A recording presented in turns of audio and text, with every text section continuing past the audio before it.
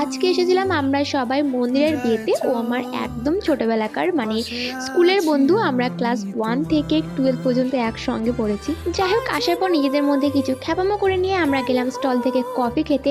বাবা, এই ঠান্ডায় এই গরম গরম কফিটা খুবই দরকার ছিল, সত্যি বলছি। আর বিয়ে বাড়িতে এসে লোকে কেন ফুচকা খায় আমি বুঝি না।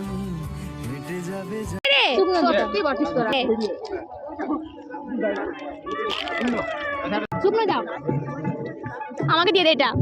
শুকনো দাও, আমাকে শুকনো দাও। আমি তো ওই একটা কি দুটোই খাই শুধু, আর ওরা তো মানে গপ গপ করে খেয়ে যাচ্ছে ফুচকা। বাপ রে বাপ! তো ফুচকা টুচকা খেয়ে নেবার পর আমরা আবার দূরে গেলাম, কারণ বাইরে প্রচুর শীত করছিল, বেশিক্ষণ দাঁড়ানো যাচ্ছিল না। তো দেখলাম বসেই থাকবো, একটা ছবি আর ভিডিও বানিয়ে নিই। কিন্তু ওই যে যতবারই ভিডিও করতে যাবো সামনে দিয়ে দেখে তো হেঁটে বেরোতেই হবে।